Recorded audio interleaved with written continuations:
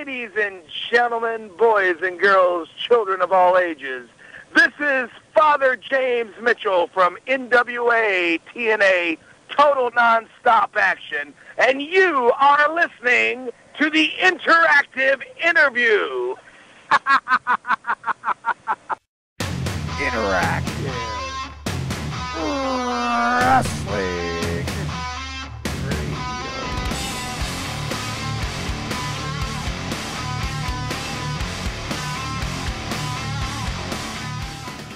Hello everybody, and welcome to another edition of the Interactive Interview on the interactiveinterview.com, as always, courtesy of our friends at ProWrestling.com. Mm-hmm. Yes, but before we get to the Father James Mitchell interview, we have unfortunate news to deliver to people. Would you like to take this, Daniel, or should I? You can go for it. Okay. A guy that was, up till very recently, was scheduled to be on our show. I think his name is Jerry. I'm not sure if I'm pronouncing it right. I'm fairly sure it's Jerry Toot. Better known to you guys as The Wall and Malice. Passed away. Basically, the reason for this intro is during the interview we asked why his appearances were so sporadic. And James Mitchell basically says that he hopes that he's back on the roster soon. Well, that's not really an option. That's not funny, actually.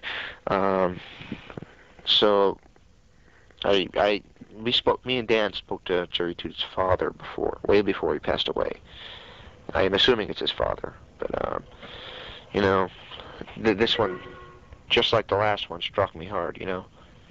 So, just wanted to let people know that before you listen to this interview and think that James is making a sarcastic remark, he's not. It's was recorded a couple days before Jerry passed away. Enjoying what you're hearing? Be sure and check out WrestlingEpicenter.com on social media at Facebook.com/WrestlingEpicenter, on Twitter at James Epicenter, and of course, WrestlingEpicenter.com for 24-hour news updates, our interview archives, and all the other information you've come to expect from the Wrestling Epicenter. We're here with James Mitchell. James, how you doing? I am doing fine, guys. It's lovely to have you on the show. It's a pleasure to be here. All right, first question we've got for you is, how did you get involved in wrestling? Oh, God. You know, this is one of those questions that you get asked 5,000 times. Right. Over the years, I've come to a way to consolidate it so it doesn't eat up the time for the more more pertinent questions. I lied, conned, and swindled my way into the pro wrestling business. I was a fan.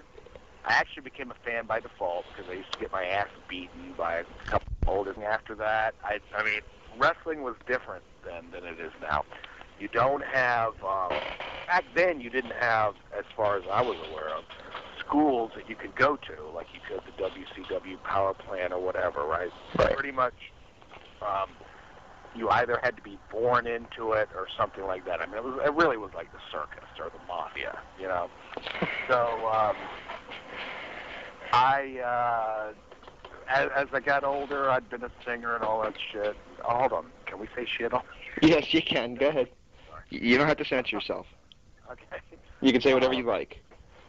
I was a singer, and I realized as I got older and I was trying to make a living as a singer that my whole act came from everything I watched as a kid watching wrestling. You know, I mean, I was into Dusty Rhodes, Ric Flair, Blackjack Mulligan, Roddy Piper. I'm talking like 1980 Roddy Piper, you know. I mean, old school wrestling stuff, and I really was kind of like a heel singer. And I realized that I got off more on cutting promos on the crowd and things of that nature than I did actually singing. So I put all my eggs in one basket, and I started trying to follow the wrestling train. And one thing led to another, and then here I am. Anyway, I mean, it really was a long, ugly trail. I mean, literally, like working for guys who had wrestling promotions where you're wrestling under a tent or under a tree somewhere. I mean, just a lot of lot of craziness. But anyway, I eventually, I believe the ascension consisted of going to South Atlantic Pro Wrestling was my first TV. After that, I went to Smoky Mountain Wrestling, which Jim Cornette had. Then I went to WCW, then ECW, and now I'm in TNA. Who were some of your musical influences? Some of my musical influences. Interesting. And you know what? Nobody listening to the show is going to have any idea what I'm talking about. My musical influence, well, actually, Frank Zappa is a huge musical influence. But even, I mean, actually, Frank Zappa is more of a spiritual influence. Frank Zappa, a brilliant guy, very talented composer. He's almost like my what would you call it? The closest thing I can compare to the Virgin Mary to me. Frank Zappa, brilliant guy, witty guy. However, as a kid growing up, to answer your question, I was a metal kid. I was an Elton John fan, heavy metal kid. So, through the 80s when I was attempting to be a singer, I did the whole heavy metal groove. So, all that abhorrent nonsense that existed then I was into. However, as I got older, I began to get into people like Ray Charles and Joe Cocker and blues singers, real soulful type of stuff. And now that I make the majority of my living as a singer, even though I will often dip back into the old songbook from my youth, depending on the crowd, I'm pretty much a crooner at this point. I mean, I'm all the shit that my parents used to listen to, that I used to make fun of because it wasn't as cool as Black Sabbath or whatever, I'm into now. So, like, I spend a lot of time singing Johnny Mathis and Bobby Darin and Frank Sinatra and stuff like that. Which is also funny because when people see me show up, and of course I'm always in gimmick, Right. I always look like the devil. So I start singing my stuff, and there's always the old ladies who are frightened at first and they fall in love with me. In fact, they're following us right now. That's another story. But the old ladies always fall in love. Deep into the archives here to remember. But I think I wanted to be a wrestler, but I realized that I was not ever going to be big, Right. And there were the kids you went to school with who were the football players or whatever, and they were athletes, and they followed that whatever regimen they had to. I remember vaguely as a kid looking at Superstar Billy Graham. He used to have all his great shots in the Bill After magazine. Right. So I got a weight set. I'd pump weights or I'd grab a bull worker. You guys probably don't remember that. Something called a bull worker. And I kept thinking I was going to be big and strong and famous like Superstar Billy Graham. And it wasn't going to happen. So anyway, the turning point for me when I decided, like now, and you guys may not even understand it because I don't know how old you are, but after 1990 or 92, wrestling managers ceased to exist, really, right, for the most part. But back in the old days in the WWF, you had the Grand Wizard, Captain Lou Albano, and Freddie Blassie, the three wise men of the East, I believe they called them. In the NWA, you had Bobby Heenan. In the NWA, you had guys like Gary Hart, who was a big NWA manager. You had J.J. Dillon. I mean, you had a lot of colorful characters. Jimmy Hart, another one. Jim Cornette also. Colorful characters. And to me, they were the most exciting part of wrestling. Mm-hmm. And, I mean, that's to me, they were just the ones I watched. I mean, other than the exception to the rule, which would be somebody like a Dusty Rhodes or Ric Flair. I mean, and again, if you look back at old wrestling tapes in the 70s, right, a lot of the promos and stuff weren't very good. But the people that to this day can still wow a crowd would be your Terry Funks, your Dusty Rhodes, Ric Flairs, people like that. But anyway, other than them, the wrestling managers were the most colorful characters, and that's what drew me into it. What was your opinion of Smoky Mountain Wrestling? I loved Smoky Mountain Wrestling. Smoky Mountain Wrestling to me, I went, like I told you, I bullshitted my way through the business. Mm-hmm. And so, I mean, you got to figure you're dealing with a bullshitter dealing with lesser bullshitters than himself for a couple of years, right? Right. I mean, I didn't know what I was talking about, but I was so full of shit that I impressed the morons I was trying to work for, right? Right. So by the time I got to Smoky Mountain Wrestling, Jim Cornette, who is such a talented, bright guy, he gave me really my first break. And even though it sucked, because I was managing the Mummy. Are you guys even aware of that? Vaguely. I only got to see some Smoky Mountain tapes because I was in New York at the time, so we really didn't get it. So I was brought into Smoky Mountain Wrestling under the name of Daryl Van Horn. Pardon me while I light a cigarette. What an informal fucking interview. Anyway, I was brought in there as Daryl Van Horn, and they had me do the gimmick that Sabu's uncle, the Sheik's manager, did as Daryl Van Horn. So I was wearing like a fez and, looking like a guy from Turkey or something, right? Right. And I managed a Mummy. Now, the Mummy sucked. He was a nice guy, but the whole idea and the whole gimmick sucked. But Jim Cornette let me say and do anything I wanted to. Now, looking back at it over the years, if I were to give a seminar to anyone, which I've considered doing over the last year or so, but if I was to give a seminar about how to cut promos, I would actually show footage of myself from back then and saying, this is how to not do a promo. I was actually very good and very entertaining, but it didn't have a damn thing to do with wrestling. I was too busy trying to get myself over as some perverted, psychotic, sacrilegious, just as a total reprehensible human being, and I wasn't putting enough focus on what I had to deal with, which was a mummy. But then again, as Cornette told me, the mummy sucks. Just get yourself over. But no, Smoky Mountain was great, and that was the first time I was around real veterans, because back then you do indie shows, and you might get one or two veterans that would be the draws, but other than that, you had a bunch of morons, right? Everybody was as green as a leprechaun's dick. And oops, can I say that? Yes, you can. Yes. Anyway, so you'd get the veterans, but the veterans didn't want to deal with a bunch of ass-kissing greenhorns that are all, asking them for autographs or wanting to take pictures with them and shit like that. So Smoky Mountain was the first time that I was around professionals. Everybody in that company, for the most part, was a seasoned professional, and it really was an eye-opening experience. I loved being there. Excluding Smoky Mountain, what were some of your highlights of your career prior to your entrance to WCW? Prior to, did you say WCW? Yeah. There really weren't any highlights. I mean, again, you got to look at, 14 years ago, I thought anything I did was great.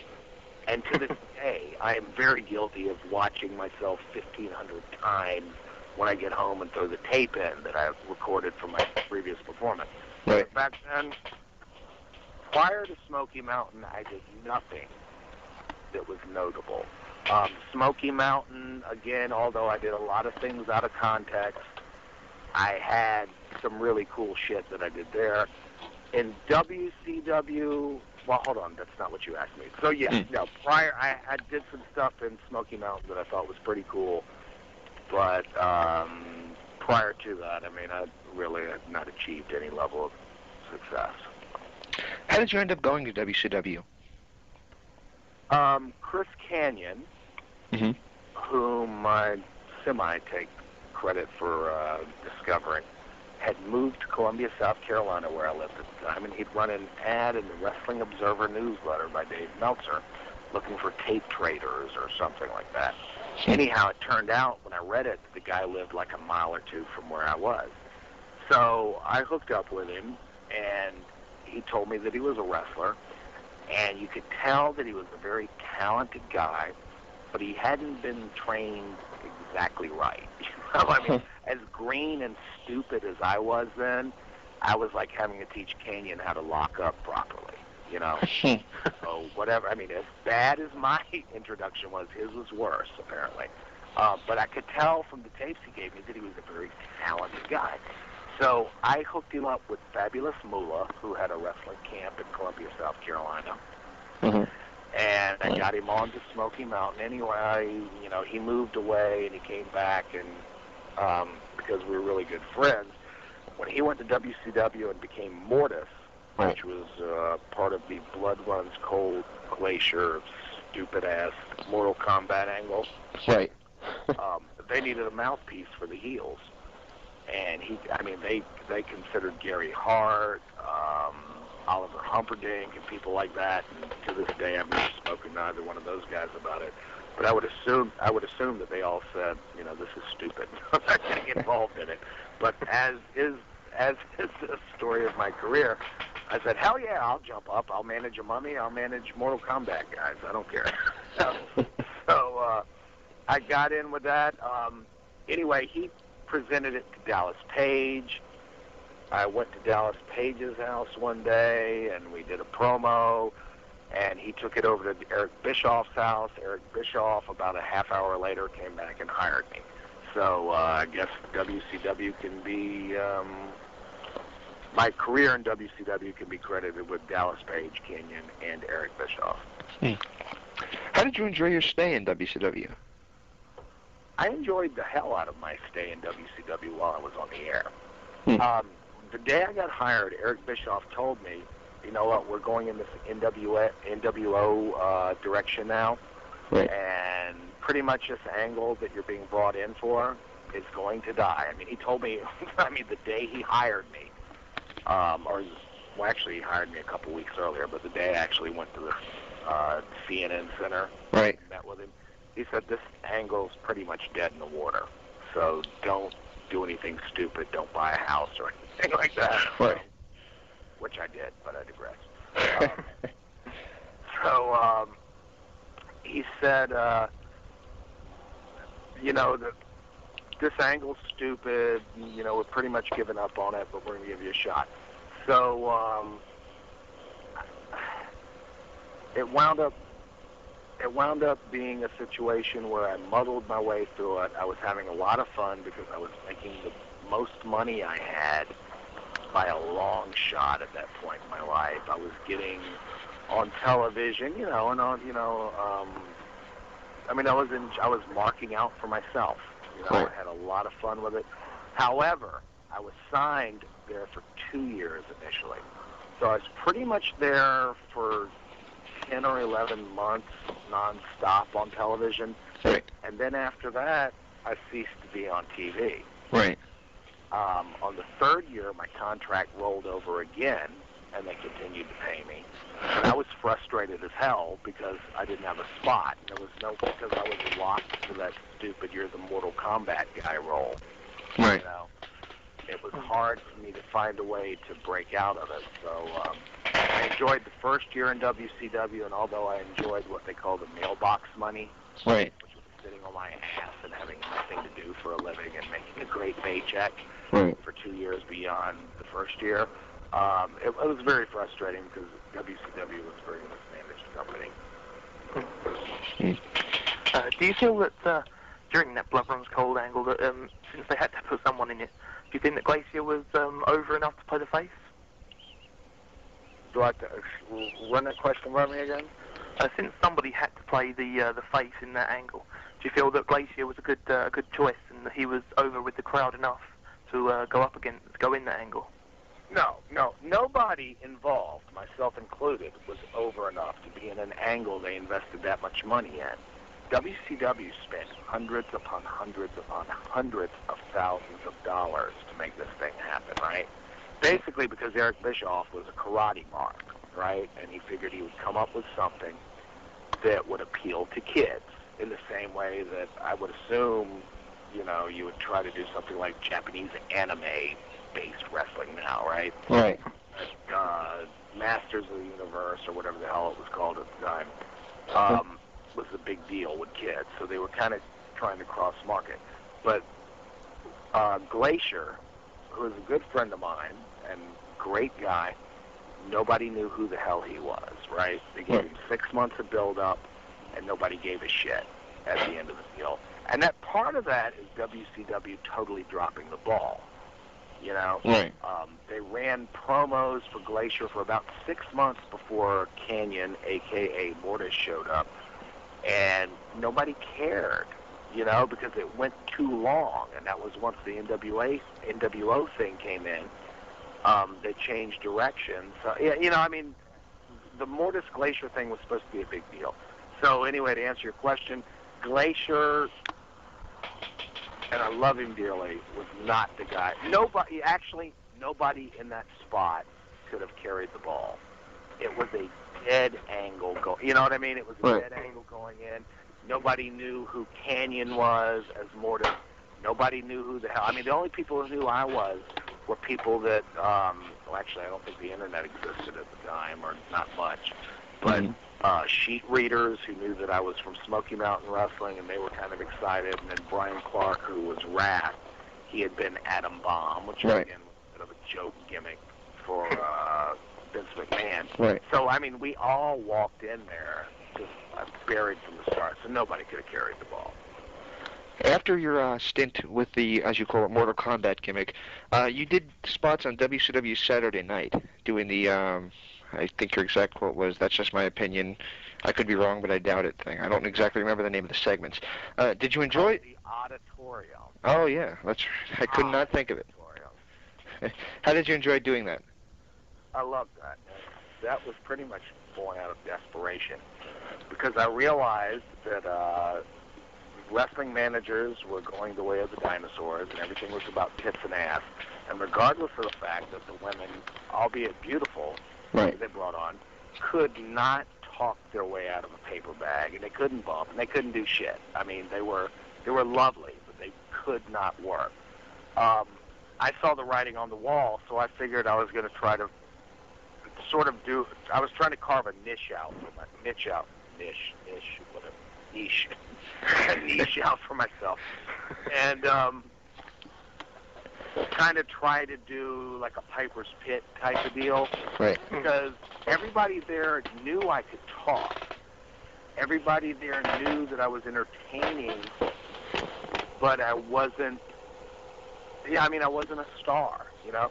So I tried to carve that out for myself, and I pitched it for months before they let me do it on the Saturday night show, because they didn't give a damn about that. You know, it was all Nitro and Thunder and fuck everybody else, right? So I figured I was going to try to make myself a star on Saturday night and use that as a stepping stone to move back into Nitro and Thunder or whatever the hell they had going on at the time.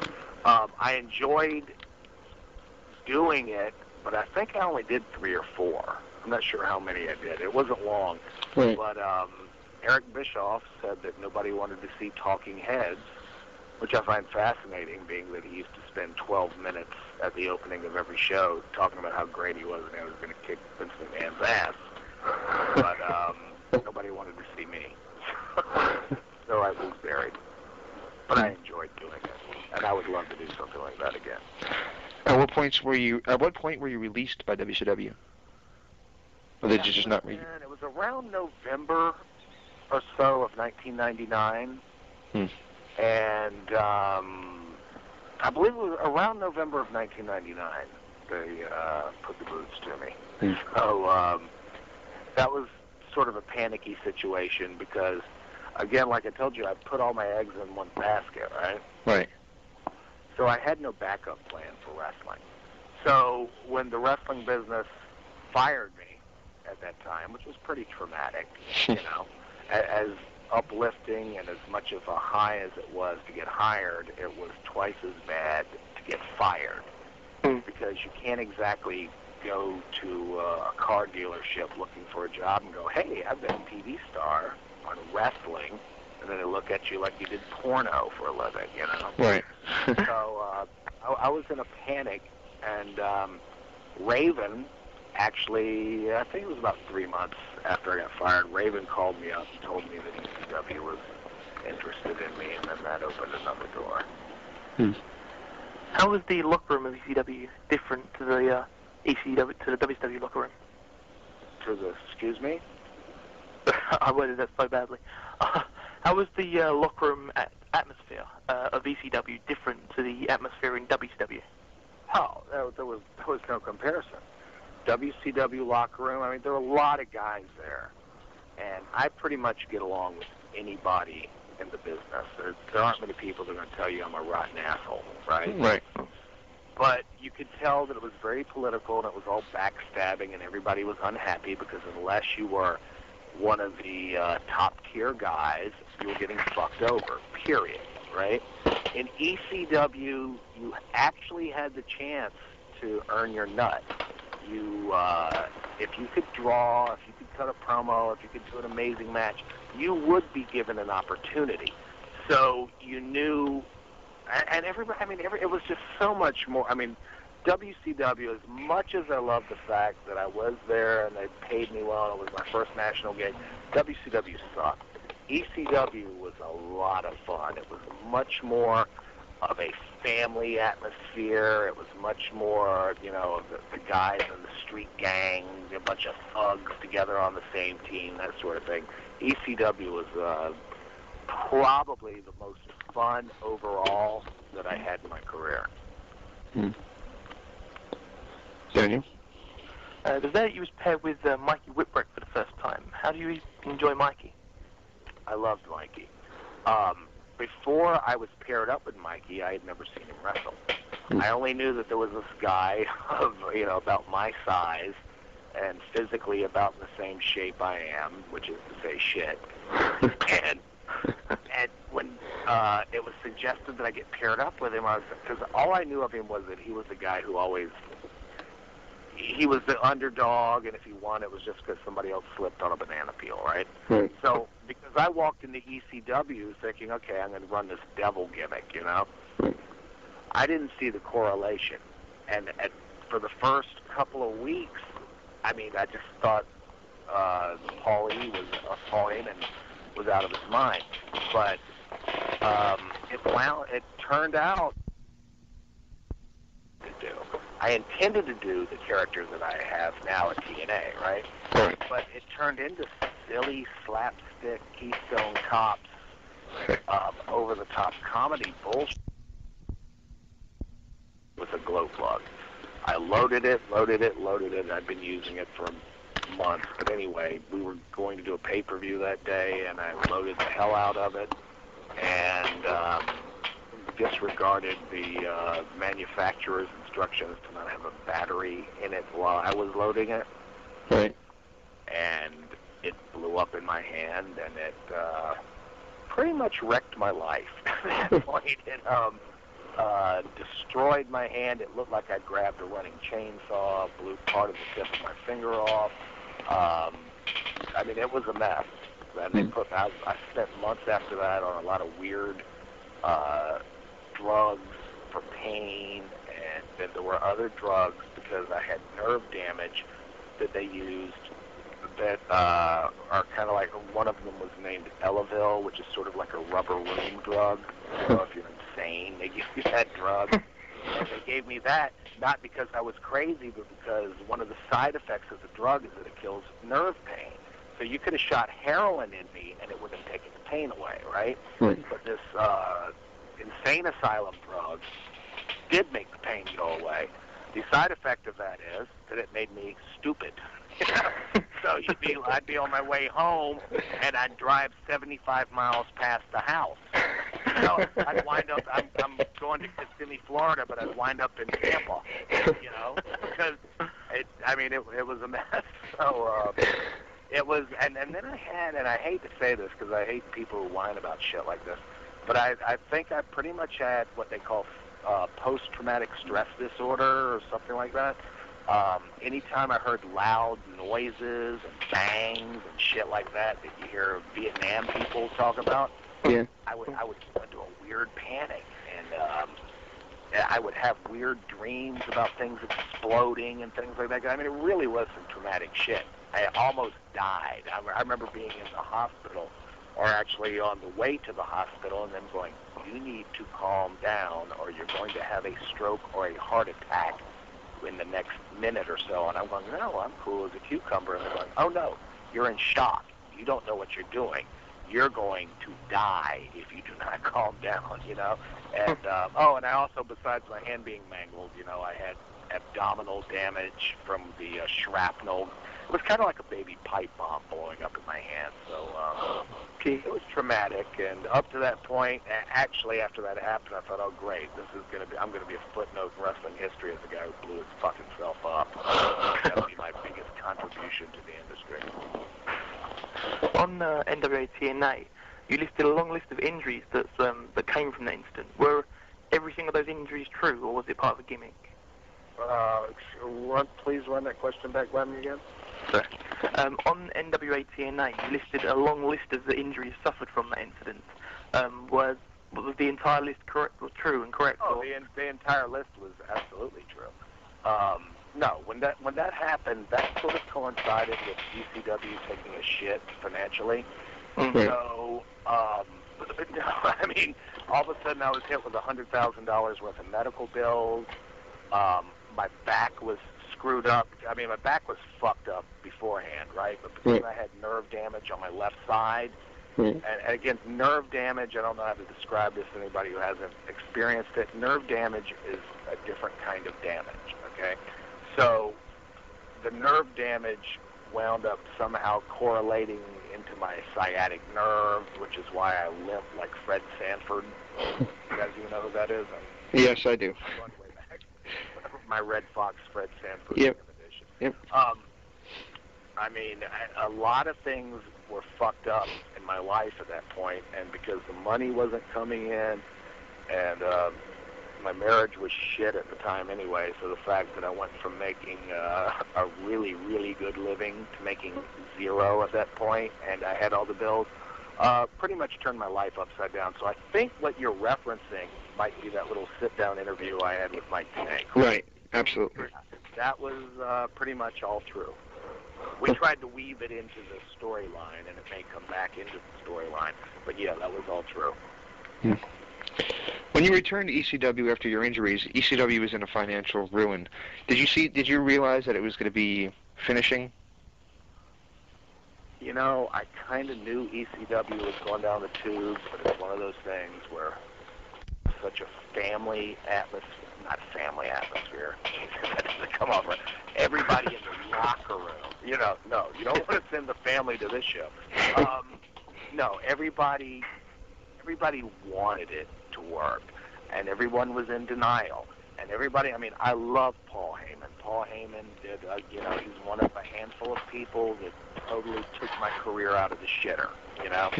But Paul Heyman, as much as I love the guy, can be absolutely full of shit. On the other side of that, I'm not stupid, so I know when he's full of shit. Even though I wanted to believe he was not full of shit. I mean, we knew it was going down, you know? Right. We knew, and he'd throw us a bone here and there, and whether the bones he threw us were true or not, I don't know. But, I mean, we desperately wanted it to be real, and we desperately wanted it to work, but it wasn't going to happen. So, yeah. After ECW closed, was there any talk between you and Paul Heyman about going to the WWE? Yes, I think there was probably talk with everybody who worked with Paul Heyman about going to WWE. But the situation at the time was that, again, managers, for the most part, didn't exist. I may have been the last manager in the business at that point. I could be wrong. I think Don Callis wasn't exactly a manager, and Gertner had ceased to be a manager. Jimmy Hart was no longer on TV. Yeah, I mean, he talked to me about it, and in fact, I spoke to WWE, or WWF at the time, about it, but, there was a lot of phone tag and a bunch of bullshit. Nothing came of it. Where were you working during the gap between your time in ECW and when you turned up for NWA TNA? What was your question again? Was I working? Yeah, where were you working in between the time of ECW and when you turned up in TNA? I was unemployed for about 10 months after ECW closed. Okay. Which goes back to the Mike Tenay sit-down interview, which was pretty much true. Whatever money I had accrued went out the door, you know. And I really, over a period of time, I mean, I got to where I had to sell everything off that I owned. I was screwed because I went from being poor white trash to making respectable living, right? Right. But I never saw the end of the tunnel. I didn't realize that it might end, right? So I was living a lifestyle that I couldn't afford to continue once wrestling died. So once that happened, I was unemployed for 10 months, which fucked my whole life up. But anyway, tough bastard that I am, I kicked out. No recount on me. Anyway, because I had been a singer as a kid or a teenager or whatever, you know, that was my focus before I got into the wrestling business. I wound up, as again, sitting around and going, okay, what the hell am I going to do with my life now? Nobody cares that you were in wrestling. Nobody cares that you know, were, you know, if you can't work on a computer or do something to, you know, if you don't have a marketable skill beyond being the devil, you know, it's kind of hard to walk in and get a gig with those credentials. So I went back and looked at what could I do, which was I could talk and I could sing. So I wound up starting a karaoke business, and Canyon was kind enough to loan me the seed money to get started, and it's wound up being very lucrative. So I go to resorts, and, you know, there's some days when people sing all day, and other days where I'm the featured attraction. Nobody else does, you know. But it's turned out, because I live in Kissimmee, Florida, which is Disney World, back to wrestling until TNA wound up calling, because I was actually comfortable with working a few hours a day and being lazy and getting drunk for a living. You know? You eventually went to NWA TNA. You were one of the first original people on the shows. What was your opinion of the show at that time compared to now? I think the show now is a lot better than it was then. I think for quite a while in TNA's existence, they were throwing things against the wall and trying to see what would stick. Right. And I think it took them a long while to find their formula. And frankly, up until my angle with Raven, I wasn't 100% happy with how I was utilized. Mm-hmm. But around the time, which I guess was late June or early July, that I got involved with Raven in that angle, I think that they started to get things to come together more than they had they started to find their footing. You know, right. They found what worked. They'd been through midgets jerking off in trash cans, pulling guns on people. They'd been through trying to do the really old guys that nobody gave a shit about. They'd been through putting all the focus on people nobody knew about. You know, I mean, they finally hit their stride about then. So it was kind of a bumpy road. There were times when I thought TNA wasn't going to continue to exist, but I'm glad that I stuck around, because the angle I wound up doing with Raven really is the highlight of my career. One of your first disciples was Malice. Why was Malice so sporadical in his appearances with TNA at the start? Because he has a deal in Japan. And, you know, you got to be gone for 3 or 4 weeks at a time, and then you're off for 2 weeks, and then you go back to Japan, or however it works. So I think he was somebody they had pegged as a money player, because he, frankly, could make a hell of a lot more money working for Japan 3 weeks a month than he could working for TNA and doing indies in the States. You know, he just, and I'm not saying that he'll never be back, you know, but as of right now, there's too much money for him to make in Japan. You know, so they can't write a storyline around him because he's not available enough. There was talk on the internet that he could be used to play the role that was eventually filled by Vampiro. Was that truth or just rumor? What, you mean during the Raven angle? Yeah, during the Raven angle. I never read that. Nobody said that to me. I don't know. No, I mean, I have no knowledge of that, so I don't know.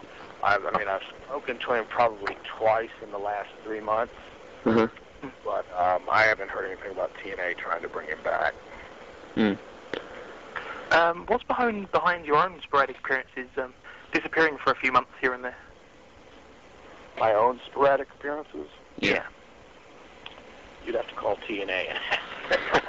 I don't know. I think pretty much everybody gets kind of cycled in and out, you know, and I thought I was done. I thought I was done with TNA. I thought I was done with the wrestling business, and I was going to focus just on singing up to the point to where they brought me in with the Raven angle, right? Right. So it was my understanding that angle was supposed to carry on considerably longer than it did. But I think with Hogan coming in and things like that, you know, they had to suddenly shuffle things. So to answer your question, my sporadic appearances, I think they go with what they think works for a little while, and then they try to switch shit up. I don't know. You know,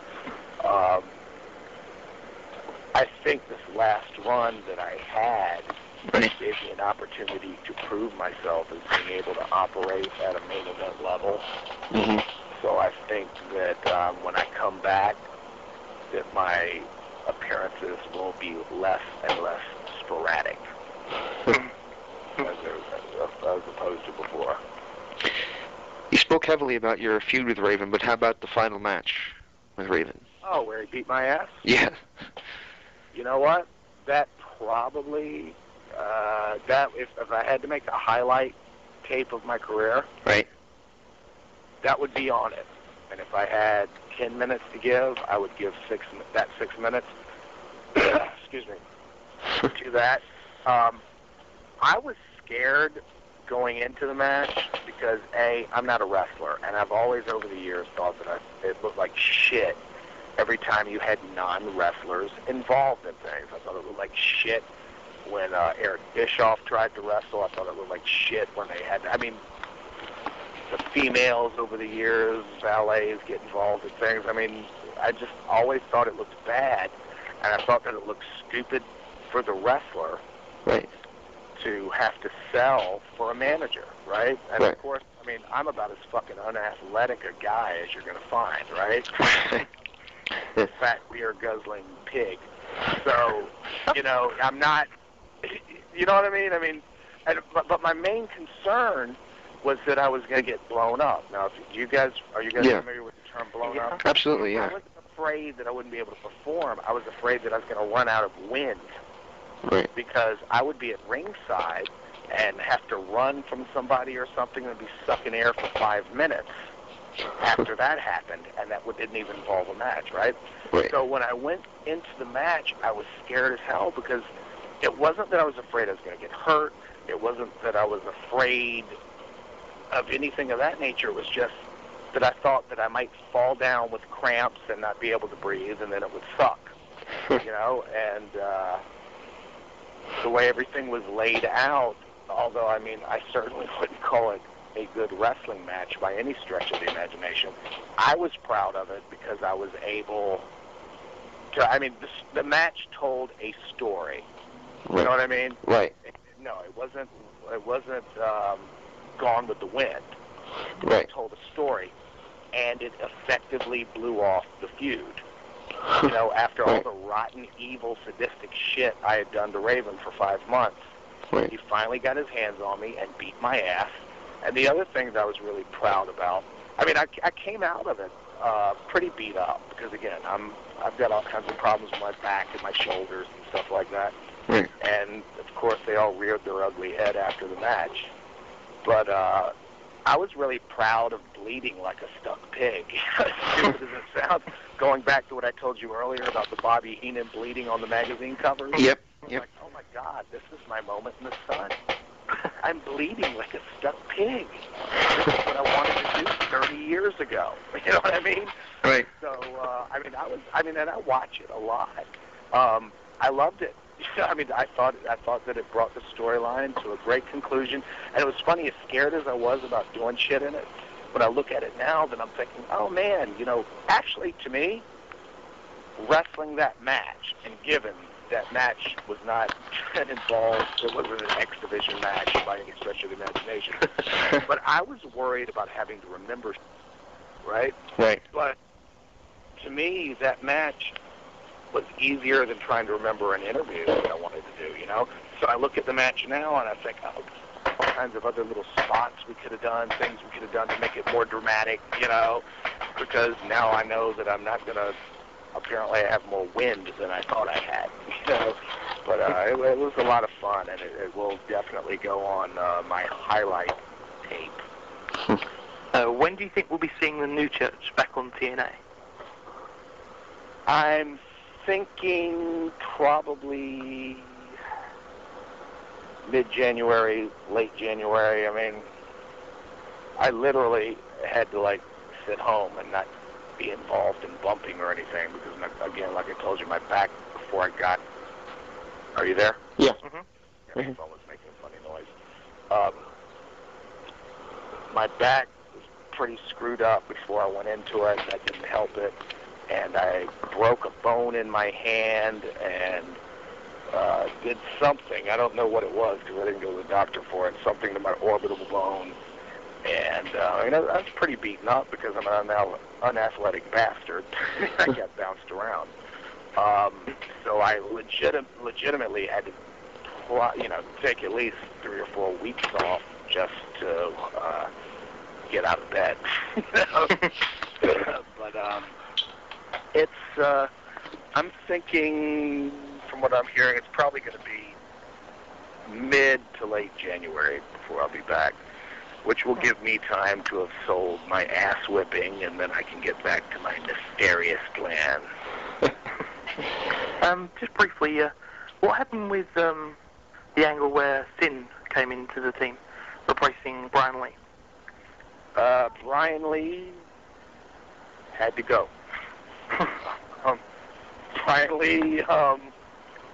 Brian Lee had to take some time off, and we needed a replacement, and Sin was there. He was the right man at the right time, So that's how that happened.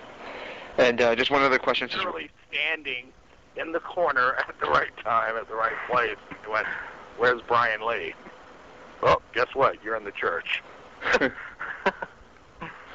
One quick question. What is your memory of shaving Raven? Oh, God. Shaving Raven.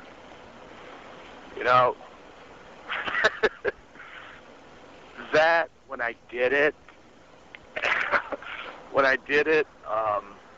I started noticing the blood just coming out of his head as I did it. And I remember before I did it, I asked Jeff Jarrett, I said, man, is there anything I need to know about these shears? Bro, these were not hair clippers like I used to trim my beard. These were made for shearing sheep. These are serious, violent clippers, and they look like shark teeth. And if you look at the tape, they get a close-up or two of them, and you'll get an idea what I'm talking about. Right. So I started doing it, then as I started shaving his head, and I had the goddamn things turned upside down, which I did not realize. And I'm peeling his scalp off. But, I mean, what are you going to do? Are you going to go, oops, I'm sorry? Or are you going to act like a sadistic motherfucker and just start digging in, right? So that's what I did. And as I came to the back, I was thinking, oh, God, I had it in my mind. I'm going to let Raven take me in the back room and beat the shit out of me away from everybody because I fucked up, right? Right. But I mean, so, and then you probably heard about the infamous backstage incident over that where he was pissed off because I hurt him. Anyway, I think in retrospect, I think Raven would probably even agree that it's better that I fucked up and scalped him instead of doing it the other way, because it made for great TV. That's like some of the goriest shit I've ever seen in my life. And when I came home the next day, I threw the tape in because my wife had taped it, and I went to watch it, and I almost got sick. And I had I'm not shitting you, man. I had tears in my eyes. I'm going, oh my God, that's the worst thing I've ever done to anybody in my life. I mean, it felt bad because when I was doing it, it didn't look so bad, you know? When I saw it on TV, I went, oh my God, I hurt my scalp, my friend. and then as I'm watching it, my wife goes to bring me some lasagna. Just a clump of flesh comes off. It's one of the last things you see on the broadcast. Right over his ear, I hit the thing, and this clump of flesh falls off the top of his ear. And she brings me the Stouffer's lasagna. I'm about to throw up. Oh no, this isn't gonna work. So again, you know, that's one of those things, just like getting my ass whipped from Raven, that will stand as a career highlight because it meant a lot of things to me.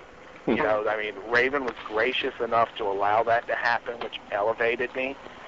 And Jesus Christ, that was some good TV. I mean, that was classic shit.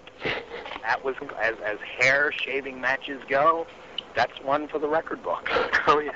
I mean, it looked good, and it looked violent, and it looked like I hated him. It looked like I raped his head with fucking shears. You know? So, I mean, that's classic shit. Yeah, I was a little traumatized. I mean, for like pretty much the first 24 hours after I came home, I was kind of depressed. I kept walking around and going, oh my God, I hurt my friend. What have I done? I'm not kidding, guys. I'm not kidding you. I was traumatized. However, about 24 hours later, when I started looking at it, I started laughing. I'm going, oh yeah, motherfucker, I got you now. Yeah, this is good shit. This is good TV, you know. So that's how that went. Just going back to something you said a second ago, you said something about infamous backstage incident, but I didn't quite hear what you said. Could you elaborate at all? As I said, I came to the back. As I walked through what we call gorilla position, Jerry Jarrett grabbed me and said, you almost took his head off. What's wrong with you? And Jerry Jarrett, I love Jerry Jarrett. He's the nicest, calmest guy in the world. I've never seen him lose his temper. That kid walks through the curtain. He starts going, have you lost your mind? You almost beheaded him. You son of a bitch. What's wrong with you? And I'm going, I asked Jeff what to do. He just told me to turn the clippers on and start pushing. You want them upside down or what? I didn't know. So like I said, go ahead and kick me in the nuts. Do whatever you got to do. Beat my ass. I fucked up. I'm going to take responsibility, right? However, Ethan came through the curtain, and he was pissed off, and I would imagine if somebody ripped my fucking scalp off, I'd be pretty pissed off. Here I am, you know, he's going to probably kick my ass for laughing. He came through the curtain, you know, and he started yelling and screaming, you stupid son of a bitch, what are you doing? And I'm going, I'm sorry. I'm sorry. You know, like, I'm going to try to fuck up somebody who weighs 100 pounds more than actually more than Raven. I'm a fat fuck. I'm going to try to, you know, fuck up a wrestler, right? So anyway, he comes at me and he's like, cursing me out, as he was right to do. And he started to swing at me, and you could see, I mean, and it literally was like at the last nanosecond that he kind of realized I don't need to do this, so it kind of was a worked punch, you know? I mean, he came at me, and you could see him go, oops, and pull it, and then he walked around and cursed me out for a little while, and I kept apologizing profusely, and then he wiped the blood from his scalp, as I'm sure you read on the internet, and pie-faced me with it. He went, you something. I don't remember his exact words, but it was like, "You stupid motherfucker" or something. And he wiped his hand down his scalp, which was bleeding like hell, and pie-faced me with it, you know. And you know, I mean, what am I going to do? A, I couldn't fight back if I wanted to. B, I knew I had done wrong. Now, in retrospect, I mean, Raven would admit that whole exchange could have happened in an empty room. You know what I mean? In a private room. Mm-hmm. And I think it became more notorious because it was done in public. However, Raven apologized later that night, and I apologized to him for being a moron and scalping. You know? And like I said, in retrospect, it really is better that it happened that way. I mean, you know what I mean? Right. That's pretty intense imagery, the way it wound up happening. Right. And in the end, I mean, okay, so his head was fucked up and scarred and scabbed, and that sucks, and I would hate that if it were to happen to me. But for purposes of TV, it made the story more intense, and it made it mean more when he finally beat my ass, and I bled about a gallon of blood. We're sorry for keeping these so long. We're just going to give you one more question before we go to word associations. Sure. It shouldn't be too much longer. Recently, MLW has talked about, I don't know the guy's exact name. I know his name is, I can't, Court something. Anyway, yeah. He's been talking about getting away from ECW style, and basically said something to the effect of that he's not bringing in as many former ECW talent. He's also announced a new show, and I was wondering if you were booked for that show, and what your opinion is if he's trying to get away from the ECW style. I'm not booked for the show. I worked a few shots for MLW, primarily because he was running here in Florida. I mean, honestly, I really don't do indie shows because I make too much money doing what I do singing. Mm-hmm. Fuck around doing independent shows, and nobody's going to pay me what it's going to cost for me to cancel one of my singing shows, which I do 6 days a week, right? Right. So, I worked for Court. I'm 3 months, 4 months. I'm not sure how long it was, but my only real criticism. I mean, it was kind of fun. It was like the old home week because it was the whole ECW production crew and that sort of thing. Right. But I also thought when I watched the show that it really came off too much as trying to make catch lightning in a bottle twice or something like that, you know? Right. ECW was ECW, and it's over, out, and done, and, you know, let it die.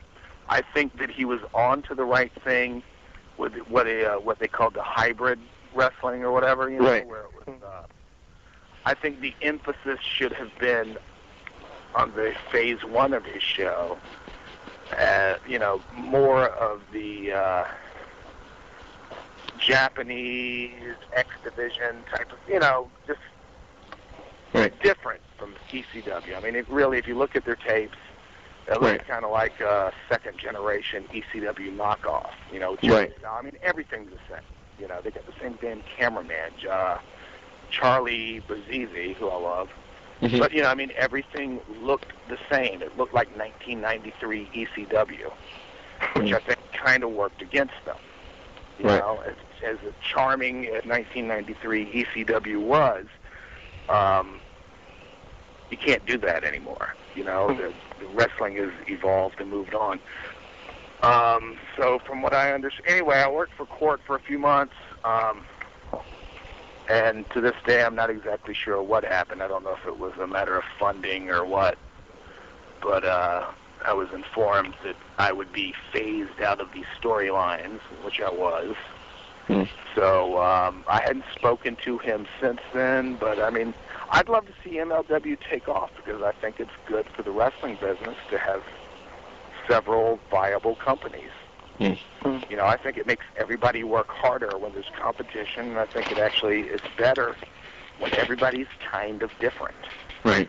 So if he can find his little spot and his little spin on things, I think it'll be great. Just like TNA's spin on things is different than WWE's, you know? Mm-hmm. So, I mean, I wish the guy well, but I don't know that I will be back. Hey, Daniel, why don't you take word associations? Indeed. We're just going to go into word associations now, where if you've got a story about someone that you haven't already told, then by all means tell it. Or if not, just give a one-word answer. Is that okay with you? Okay. Right, first name is Eric Bischoff. Not the friendliest guy in the world, but he gave me my first national job, so he gets thumbs up from me. And also, he's a very talented performer. Flash.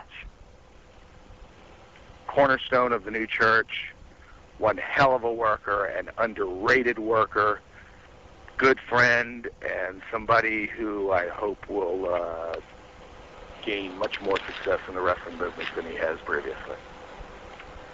Sin. Don't know him very well. Damn nice guy, one hell of an artist, and he bled like a pig for us in the chain match. Good guy. Brian Lee.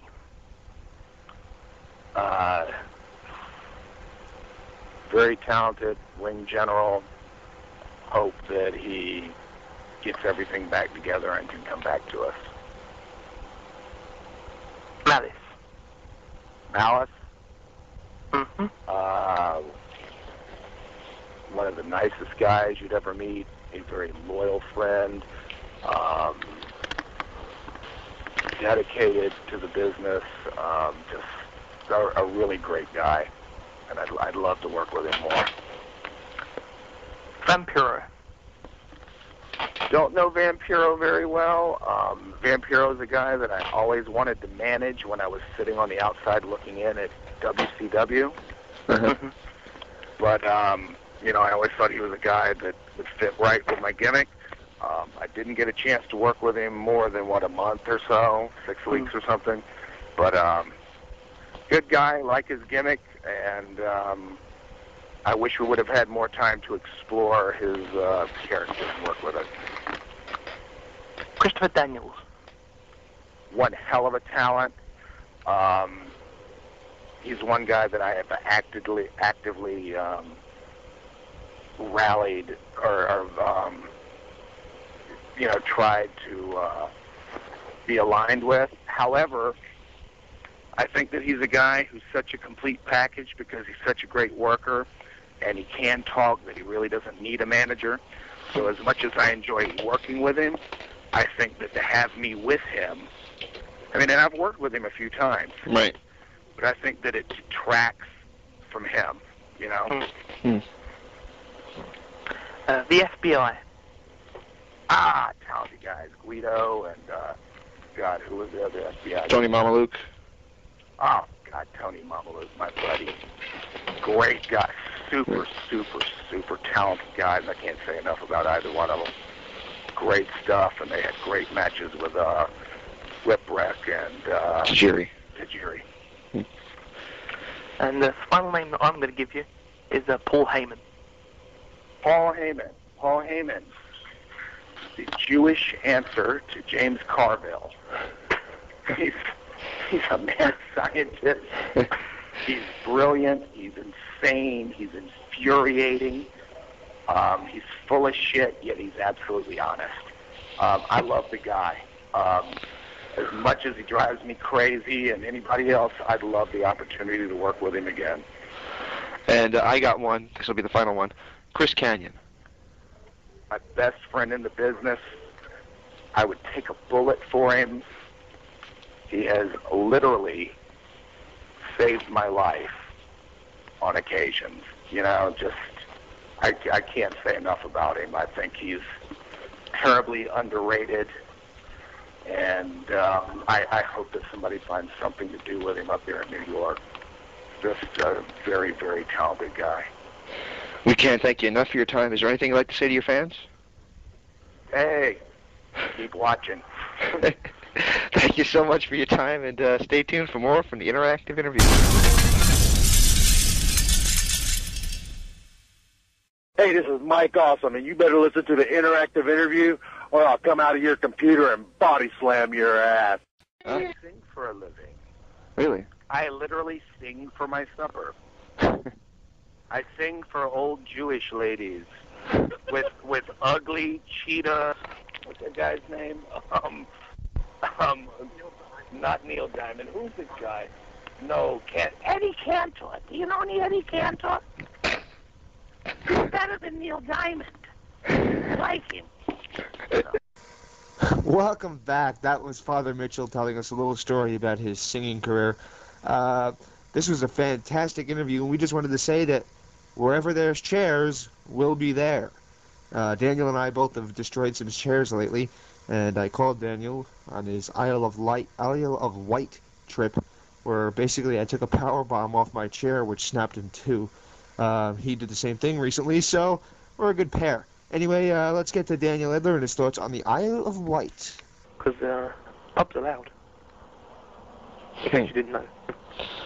Pubs are loud, yes. Well, I've only been in a couple. Usually it's during concerts, too, so yeah, then they're definitely loud. Speaking of concerts, because of course I went with the radio station that I'm on, the pub crawl with the people from there. I heard a rumour that I may be the one chosen to go and see Lost Prophets live. Who? They're a Welsh band, but they're big over here. They're very good. I think you'd like them, to be perfectly honest. I think you've downloaded some of their stuff. I think you'd like it. Huh. As long as they don't rap, they're okay with me. No, they don't rap. Oh. They're very guitar-based. I think you'll like it. Cool. Check it out. Lost Prophets. Type in Gazar. Oh, and I think up. Type it in Gazar. I think Daniel's still drunk a little bit, actually. Oh, yes. If you'd called me this morning, I would have been. Mm-hmm. At the moment, I'm just drunk with power. Sorry, I just like that phrase when Foley said it. Foley said it? Holy moly, it's Foley. Foley said it. Foley. Of course, he's not back full-time, people. Who said that? People said that, like, oh yeah, Foley's back, that's going to be great, and stuff. Well, A, his match against Triple H has been pretty much scrubbed off the card for WrestleMania 20 at the moment, and B, he's not back full-time, he's back just until they decide to bring Austin back. And when his little petition goes through and stuff, he's going to reappoint Austin as the co-general manager in place of him, and that shit will go down again. Oh, well. I really don't care. It's startling to me how little I care about their product right now. I just don't care. Talking of not caring, it seems that the Sky company that holds and hosts the WWE pay-per-views over in England have decided not to renew the contract for the 4 pay-per-views that we actually had to pay for. Those 4 were Armageddon, Royal Rumble, and 2 other ones. So you don't get to see WrestleMania?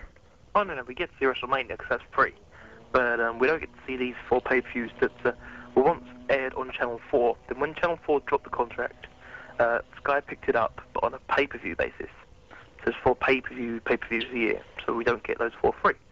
But apparently now we just don't get those 4 at all, because they decided not to pick it up. Because WWE wanted more in terms of the contract for those 4 pay-per-views, and Sky said no thank you. So, we don't get that anymore. What's that going to result in with the process of the wrestling channel? The wrestling channel is everything except WWE. You're telling me WWE's not actually on the wrestling channel? Correct. So what's on there? Ring of Honor, FWA, NWA, TNA, IWA. You get the IWA? Yep. That's very good stuff. I just want to throw this in there. Dave Corleone sent me a great tape for IWA wrestling. And I hear he sent me the same one, so I'm looking forward to it, because of course I go home for the first time in a while this Friday, so well, by the time this goes up, I'll probably be going home quite soon, or gone home, or if you're listening to the archives, I may have, like, qualified and finished my degree, depending on when you're listening to it, but yeah. So I'm going to go and watch them when I get home, hopefully. I'm very impressed with this IWA. That's you can easily see that's where TNA's getting some of their guys, namely Abyss. Came from there. Abyss was a babyface, which is surprising. Did he have the whole Abyss gimmick? Yeah. He doesn't wear the shirt and pants like he does in TNA, but he wears a shirt, but it's not the same outfit, but it's basically the same mask and it's the same Abyss character. I was surprised, and they spelled it the same too. What's weird is the announcing and the lettering on the screen are English, but the announcers are English too. But the guys mostly are Spanish because it's from Puerto Rico. Huh. So you'll hear the ring announcer, not the guy actually calling the match, just the ring announcer, announcing a guy by almost a completely different name than what the real ring announcers are calling him. Of course, the conversion of some names and whatnot is different to from the real country versus the English. Because, I mean, just to take a random example, the football team Bayern Munich over there are called Bayern München. So, of course, now, for some reason, they've started announcing all the soccer teams in the Champions League by their home country name. So instead of being Bayern Munich versus whoever, it's Bayern München, etc. And instead of being Barcelona FC from the Nou Camp, it's FC Barcelona from Camp Nou. And things like that, which annoys someone like me. Couple things to note. Apollo, very much over in the IWA. Oh yeah. He was in TNA the first couple weeks. I don't know if you got to see it. Yeah, I heard. He did pretty good. I'm really impressed with him. He looks like he's getting a little out of shape though, which is not good. But basically, he's over like The Rock, and he actually does The Rock bomb him. But he's over like that with his chops. I love the way the crowd reacts to his chops. They go whop. I don't know what that means. They go whoop, whoop. What the hell? Okay. Dear me. But it's. I very, very much want to thank Dave Corleone for sending me the tape. I'm very impressed. If you get more of those, please send them over because I very much liked it. I don't know quite. It's one of those strange situations where I'm not quite sure how to thank him because obviously we've said you can come on the show and that's not something he wants to pursue, and we said you can request guests and we'll try and get them for him. And again, not something he particularly wants to pursue. He just enjoys the show, and I've had quite a few other people offering to send whatnot through, and I'm speaking with someone who hopefully is going to produce, give us goods for competitions. Should we say expensive gaming goods for competitions? Hopefully. So is the hope from an actual company. So you know what we got to do? I got to figure out a way that we can go live a couple weeks. Oh, there's easy ways. Yeah. There's lots of ways, but to be honest, I don't think it's a good idea because I think we're better when we're mixed and produced as opposed to something live. Because something live would involve a lot of kind of multitasking, and I'm personally not very good at multitasking. I'm going to have a guess that you're not because you fall asleep when you call guests and whatnot, so I'm going to guess you're not good at multitasking. But I could be wrong. I'm not good at it either, but what I'm saying is... What was I saying anyway? I wanted to do that for the contest more than anything, so we can be live on the air, have a free phone line, and just have fans call in. Interesting idea. So we could do TNA live or something like that.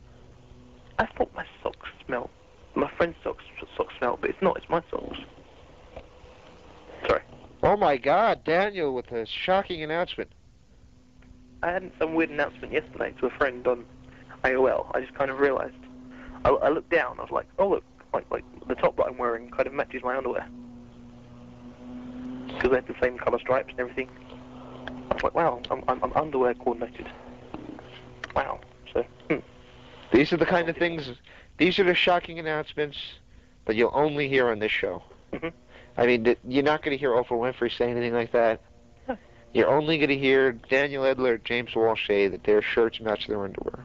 Exactly. I'd pay to hear Oprah talk about...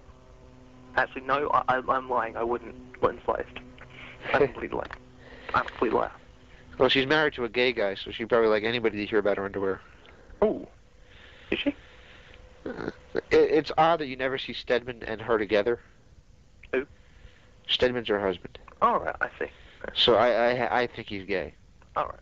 I think she might be gay too. Oh. That'd be interesting. The only reason I say that is because it's usually the gay people that like to put themselves on their own magazine covers every month. Yeah. Rosie O'Donnell, Ellen DeGeneres. Follow along. Rosie O'Donnell? What? What, Rosie O'Donnell's like? Gay? You didn't know Rosie O'Donnell was gay? No. Wow. That's impressive. She didn't have that kid. She adopted. She's gay. She's a lesbian, and she's got the butch haircut now, too. Oh, dear. She looks like a demented Chucky doll. Oh. Poor girl. Yeah, I'm not a big fan of hers. Okay. Well, Father James Mitchell's interview was excellent. I think we'll make some news with it. Next up, will probably be Johnny Swinger. We have Chris Jericho. What? Of course, you actually mean Johnny Swinger, not Jerry Swinger. Johnny Swinger. I said Johnny Swinger. No, you said Jerry Swinger. Okay. Just like you normally say Johnny Storm. Johnny Storm. Well, what we did, what's his name? I still can't think of his name. Jarrell Clark. Yes. I called him Mr. 360 Jarrell Davis. Yeah. That was bad. And then he's like yelling at me, no, I'm like, no, I know this. I've actually seen you work. And he wasn't yelling. He apologized for correcting you. He corrected you because it's his gimmick. I mean, you got his gimmick wrong when you said it. Right. And he apologized for interrupting me. But yeah, but I was just saying, damn, I fucked up. I usually don't fuck up like that. I'm not quite as bad as you did there when sort of kind of saying, so, when you didn't actually say Jarrell Davis, but for some reason, you called him Jarrell Davis to me once. I said, well, he's not Jarrell Davis, he's Jarrell Clark.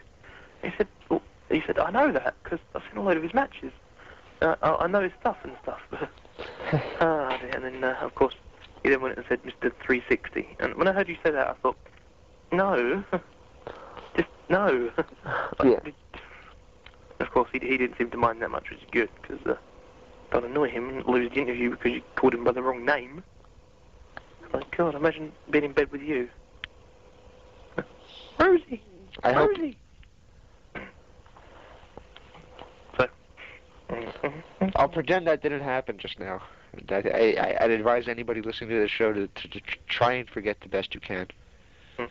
We have Chris Jericho confirmed. Unfortunately, it got pushed back, which I'm not happy about. But we appreciate being put on the, being offered media time with Chris Jericho. Yeah, at some point.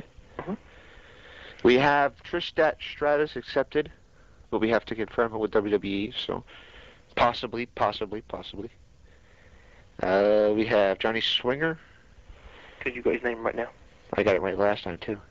And if I didn't, I'm going to go back and edit it, so I did. Yes.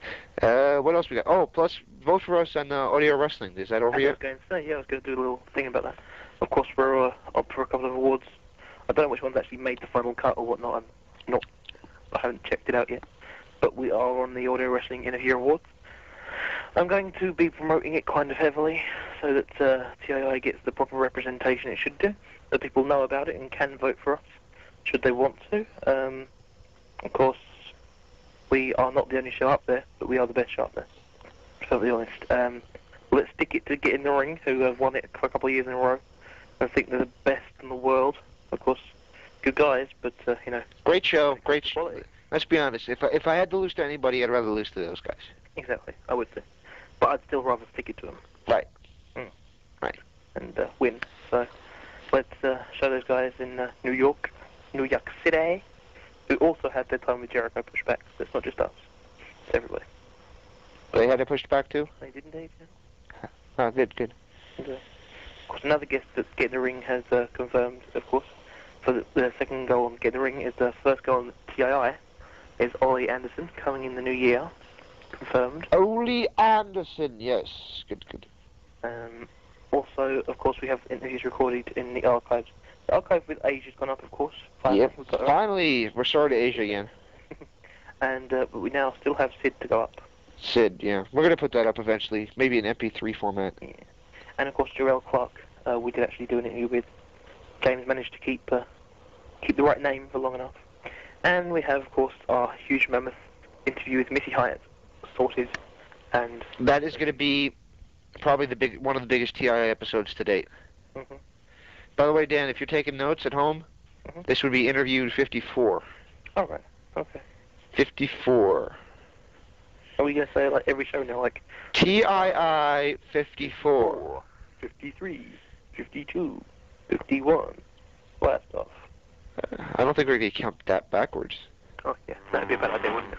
Yeah. But yeah. Okay. So vote for us. And by the way, if anybody that's a fan of Francine out there and a fan of Missy Hyatt, you're definitely going to want to listen to this Missy Hyatt interview. What did you think I was going to say? I don't know. You were getting nervous there for a second. No, you just said the way you just said you're definitely going to want, and you paused for a bit, as if like to kind of add to the drama and the irony in the mackerel. Yes. Plus, I was thinking about all the things I'd like. Mackerel, and you said yes. Sorry. Plus, I was thinking about all the things I'd want from those two women. It's a bit rude. Well, they can't help it. They're beautiful. Well, so And it's been too long for James. Oh. Yes. I'm gonna go to bed now. Okay. Thank God for that. Thank God for that. Mexican wraps. Mexican wraps. Hey. So, That's going to go down as our all-time worst moment when I completely missed that joke. Yeah. I was just like, hey, like, where's the punchline? That was not good. That was probably my worst moment, except for Gerald Clark. I fucked up too many times on that one. Actually, I was... You've had quite a few bad moments anyway, so you're okay. Yeah. I did okay, though. Yeah. And Gerald Clark, I mean, I didn't screw up that badly. We were going to put Gerald Clark up with Jericho. Apparently that's not going to happen. We're going to probably push that forward. Gerald Clark will probably go up with somebody else that's big. We can't announce it yet. So we're putting him up with somebody big because we're both big fans of this guy. So yeah, we'll push him to the moon. Indeed. So We'll strap, in the words of Randy Savage, we'll strap a rocket to his ass and send him to the moon. And talking of Randy's, I just want to put one thing to you quickly. Of course, Wrestling Discussion is the name of the game. Talking about Hulk Hogan, I just want a quick answer to the theory that came up on 3SW forums and it's come up here and there that I like this idea. I paid to see this idea. In that Hulk Hogan returning for WrestleMania 20 to top off the Randy Orton Legend Killer gimmick. No, I don't like it. No? No. And why is that? Hogan's not canon fighter for a guy that can't get over. He is over, that's the problem. He really is. I don't agree. The crowd like him. The in-house crowd. I like him, and that's what matters. I don't think that would be good for Hogan. I don't think Hogan would do it anyway. To be honest, for the right payoff, he should do. I don't think he'd do it. He's going to come into TNA and win the belt and then job it back to Jeff Jarrett, in my opinion. So, but that won't happen for a while now. But of course, the TNA pay-per-view's been pushed back till like June, July of 2004. So as opposed to the like September, October, November time they wanted to have it in 2003. Right. That's just... They're bound for glory eventually. They're bound for glory. The only thing is they can't find a date to put the glory in. Yeah, where's the glory? It's like the woman who used to do the White Castle commercials. Where's the beef? Well, where's the glory? You ain't got no guts, you ain't got no glory. Well, I shouldn't say that. I like TNA a lot. I just... You don't announce the biggest superstar of our time and then not deliver. I think it would have been better off if they would have waited, acted like the incident with Jeff Jarrett and Hulk Hogan happened more recently, had him come in relatively soon after that, and you wouldn't have had to have been stuck in this position where the main event has the people chanting Hogan and he's not out there. And they're not just saying, it's quiet. What? That's a bad cover. Say they're chanting... That really was an absolute terrible cover. They should say they're chanting AJ or they're chanting for AJ. I mean, even if people know it's bullshit, at least you're trying to get somebody over. As opposed to it's very quiet in here. It's quiet. It's quiet in here. The fans are shocked. What? It's not. That's not what's going on. They're chanting Hogan, and they're chanting indefinitely. Oh well, never mind. That's the question I want to get over. I want to get over the fact that I am a big fan of the idea of bringing in Hogan for a particular reason, basically. I don't think he'd agree to do it. No. Personally, I wouldn't do it either. No. But you're James Walsh, not Hulk Hogan. Well, if I was Hulk Hogan, I would not agree to come in and do the job for Randy Orton. Depends how much money you get waved in your face. I don't know how much it would take. I think it would hurt my name too much to do it. If that would be the last time people heard me was losing to this guy, and honestly, I don't see a big future for him, I don't think I'd do it. It's like losing to Brock. Hogan did it. I don't think he should have. I would have said no. I would have said, no, I'm not going to do that because the guy's frickin' boring as hell, and I don't know. And that's just a good enough reason. He's just boring as hell. So. Oh. I'm sorry, I don't like Brock. I pretty much made that clear. Yeah. Oh well. Somebody made a good point to me the other day. His name looks like it's Dean, but it's actually Dean. He's a guy. I checked it out. No, that did not sound good at all. That did not sound good at all. Oh dear. I asked him. Sounds better. I asked him if he was male or female. We had a little discussion. He posted something about Dear II guests. It's TII, by the way. But he said, Dear II guests. So I had to... Yeah. So I talked to him. And one of the things he said that he likes about our show is that we put over TNA and all the other indie groups. And we don't just bury them like other shows do. He says that he doesn't listen to the other shows. I'll leave the names out. Because they're too unfair to TNA and to the indie groups, and they act like WWE is the only thing there is. Or do we do the complete opposite? Whereas, well, I do. You try to bring in WWE, and I just like, yeah, okay. Yeah. By the way, WrestleMania 20. You think it's gonna suck? Yeah. But I'm predicting it right now. The main event for WrestleMania 20. Mark this down in your calendars, folks. It's going to be Hacksaw Jim Duggan with his boards challenging the Thundercats with their swords in a Who's Got the Best Hoe challenge. Winner gets Tori Wilson. Who is the best hoe? Yeah, well, you figured it out. You do know what the Thundercats are, right? Yep. Good. Some Thundercats are quality. Oh. Thunder, thunder, thunder, Thundercat. Meow. Thunder, thunder, thunder. That was a great show. Meow. Thunder, thunder, thunder, Thundercat. What are we going to sing next? Can we have Thundercats as the theme on the end of the show? No. Oh, please. How about here's a story. I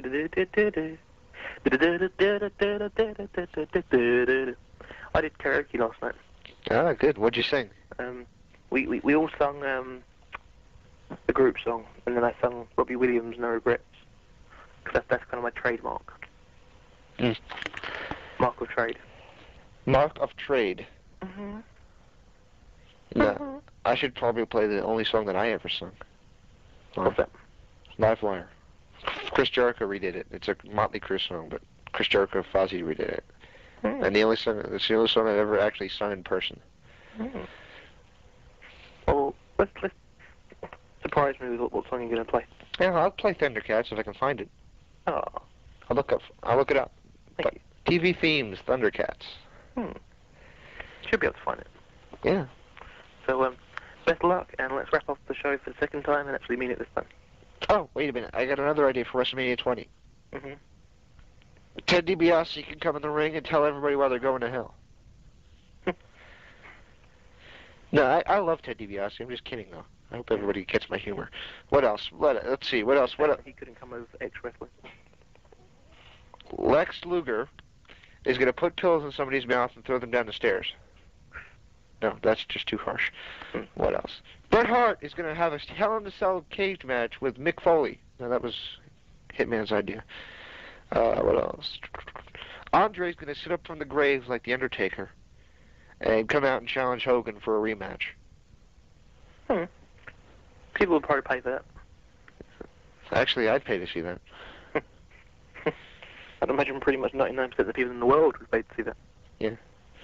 Who else? Any other good matches? The other 1% will be out drinking. That'll be you, right?